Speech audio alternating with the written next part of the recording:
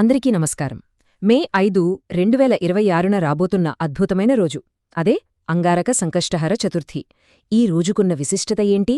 మన జీవితాల్లోని అతిపెద్ద ఆటంకాలను ఇది ఎలా మాయం చేస్తుందో మనమీ విశ్లేషణలో లోతుగా తెలుసుకుందాం. అయితే ఈ ఆసక్తికరమైన అంశంలోకి వెళ్లే ముందు ఒక చిన్న రిక్వెస్ట్. కృష్ణ సోల్మేట్ భక్తి ఛానల్ను లైక్ చేసి సబ్స్క్రైబ్ చేసుకోండి. సరే, ఇక ఏమాత్రం ఆలస్యం చేయకుండా డైరెక్ట్గా విషయంలోకి వెళ్ళిపోదాం. ఈ ప్రయాణంలో మనం ప్రధానంగా ఒక 5 విషయాలు కవర్ చేయబోతున్నాం.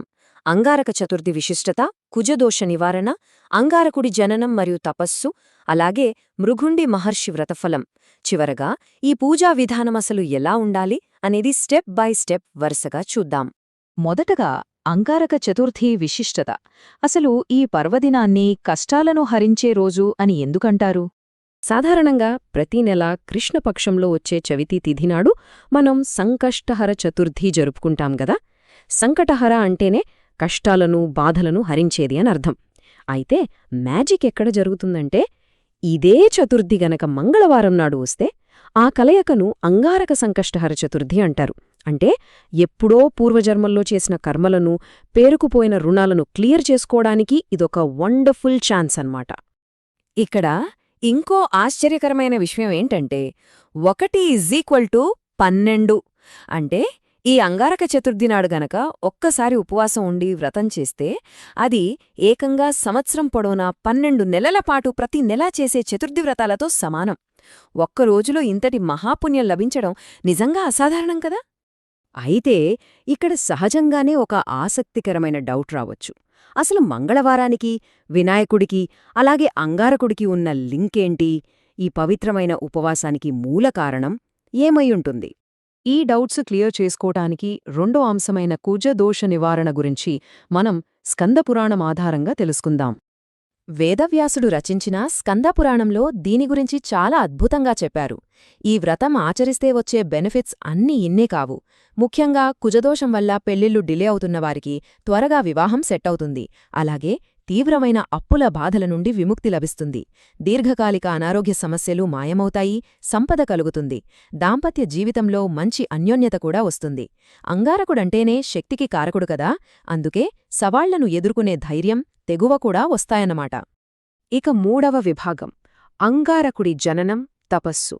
అసలు ఈ కథ గణేశ పురాణంలో ఎలా ఉందో విందాం. చాలా కాలం క్రితం భరద్వాజ మహర్షి అవంతినగరం దగ్గర తపస్సు చేసుకుంటున్నప్పుడు ఒక అద్భుతం జరిగింది. ఆయన తేజస్సు నేలమీద పడి ఎర్రటి శరీరంతో ఒక బాలుడు జన్మించాడు. ఆ బాబుని 7 ఏళ్లపాటు సాక్షాత్తూ భూదేవి పెంచింది. అందుకే అతనికి భూమిపుత్రుడు అని పేరు. ఆ తర్వాత తండ్రి ద్వారా మహాశక్తివంతమైన గణేశమంత్రాన్ని ఉపదేశంగా పొంది నర్మదానది తీరంలో ఏకంగా 1000 సంవత్సరాలపాటు కఠోరమైన తపస్సు చేశాడు ఆ బాలుడు. ఎంత కఠోరమంటే నిరాహారంగా. చివరికి ఆ తపస్సుకు మెచ్చి మాఘమాసం బహుళ చతుర్దశినాడు సాక్షాత్తు వినాయకుడు ఆ బాలుడికి ప్రత్యక్షమయ్యాడు. అలా ప్రత్యక్షమైన గణనాథుడు ఆ బాలుడి ఎర్రటి దేహాన్ని చూసి అంగారకుడు అని నామకరణం చేశాడు. అక్కడితో ఆగకుండా ఎవరైతే ఈ పవిత్రమైన రోజున వ్రతాన్ని ఆచరిస్తారో వాళ్లకు అపారమైన పుణ్యం లభిస్తుందని ఒక గొప్ప వరం కూడా ఇచ్చాడు. ఆ విధంగా అంగారకుడికి దేవతలతో సమానమైన స్వర్గలోక ప్రాప్తిని కలిగించి ఈ అంగారక చతుర్థిని శాశ్వతంగా అతని పేరుతోనే ముడిపెట్టేశాడు వినాయకుడు. ఇప్పుడు 4వ విభాగం మృగుండి మహర్షి వ్రతఫలం. ఇదొక చాలా పవర్ఫుల్ స్టోరీ. అసలు ఈ వ్రతానికి ఎంతటి ఆధ్యాత్మిక శక్తి ఉందో చెప్పడానికి ఈ వృత్తాంతం ఒక బెస్ట్ ఎగ్జాంపుల్. ఒకవైపు కుంభీపాక నరకంలో భయంకరమైన బాధలు, మరోవైపు ప్రశాంతమైన గణేశలోకం. ఈ రెండిటికీ మధ్య ఉన్న వారధి ఏంటో తెలుసా? ఇదే వ్రతం. నారద మహర్షి ఒకసారి ఆకాశమార్గంలో వెళ్తూ మృగుండి మహర్షి యొక్క తల్లిదండ్రులు, పూర్వాశ్రమంలోని కుటుంబ సభ్యులు కుంభీపాక నరకంలో నరకయాతనలు పడటం చూశాడు. వెంటనే భూలోకానికి వచ్చి తపస్సులో ఉన్న మృగుండి మహర్షితో ఈ విషయం చెప్పి వాళ్లకి ఎలాగైనా ముక్తి కలిగించే మార్గం చూడమని కోరాడు. అప్పుడు మృగుండి మహర్షి చేసిన పని నిజంగా అద్భుతం. ఆయన ఎన్నో గొప్ప వ్రతాలు చేశాడు. కాని వాటన్నిటి పుణ్యాన్ని కాకుండా కేవలం ఒక్కసారే ఆచరించిన సంకష్టహర వ్రత పుణ్యాన్ని వాళ్లకి ధారపోశాడు. అంతే, నరకంలో ఉన్న ఆ కుటుంబ సభ్యులు తక్షణమే దివ్యరూపాలు పొంది డైరెక్ట్గా గణేష్ లోకానికి వెళ్ళిపోయారు. దీని బట్టి అర్థం చేసుకోవచ్చు ఈ ఒక్కరోజు ఆచరించే వ్రతానికి కర్మలన్నీ ఎలా పటాపంచలైపోతాయో. సరే, మరి ఇంతటి విశిష్టత ఉన్న వ్రతాన్ని ఆచరించడం ఎలా? 5వ విభాగం, అంగారక చతుర్థి పూజా విధానం. రాబోయే మే 5, 2026 కోసం భక్తులందరూ ఎలా సిద్ధం కావాలి? ఇక పురాణాల నుండి పూజా విధానంలోకొస్తే, ముందుగా ఆ రోజు ఉదయం సూర్యోదయానికి ముందే నిద్రలేచి తలస్నానం చెయ్యాలి. ఇక్కడ అసలైన పాయింట్ ఏంటంటే, ఎరుపు రంగు దుస్తులు వేసుకోవాలి. ఎందుకంటే ఎరుపు రంగు అంగారకుడికి ప్రతీక. ఆ తర్వాత పూజాస్థలంలో వినాయకుడి ప్రతిమలు పెట్టుకుని చేతిలో అక్షతలు పూలు పట్టుకుని భక్తి శ్రద్ధలతో ఈ ఉపవాసం ఆచరిస్తానని సంకల్పం చెప్పుకోవాలి. ఆ తరువాత స్వామికి ఒక స్పెషల్ ముడుపు కట్టాలి. దానికి కావలసిన సామాగ్రి ఒకసారి చూద్దాం. ఒక ఎర్రటి వస్త్రం తీసుకుని అందులో 3 గుప్పుళ్ల బియ్యం, 5 ఎండు ఖర్జూరాలు, 5 పసుపు కొమ్ములు, 5 ఒక్కలు, అలాగే ఒక 11 రూపాయల దక్షిణ ఉంచాలి. మనసులోని కోరికను ఆ గణపతికి దండం పెట్టుకుని విన్నమించుకుంటూ ఈ సామాగ్రితో ముడుపు మూట కట్టి స్వామి ముందు ఉంచాలి. ఇక పగటిపూట అంతా ఏమీ తినకుండా ఉపవాసముండాలి. ఇక సాయంత్రం విషయానికొస్తే, ఈ వ్రతంలో సాయంత్రం పూజ చాలా కీలకమైనది.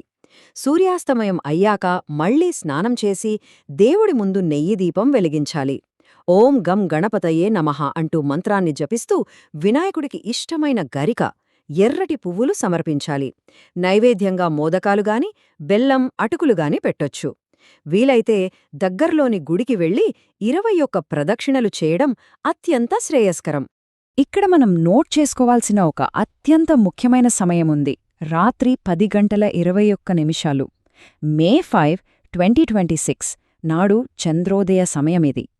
ఈ అంగారక వ్రతంలో ఒక స్పెషల్ రూల్ ఏంటంటే, చంద్రదర్శనం చేయకుండా ఉపవాసం అస్సలు విలమించకూడదు.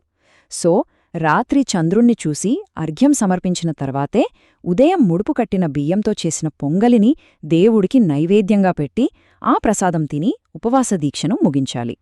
చూశారుగా, అంగారక సంకష్టహర చతుర్థి వెనుక ఉన్న అద్భుతమైన చరిత్ర ఇంకా పూజా విధానం.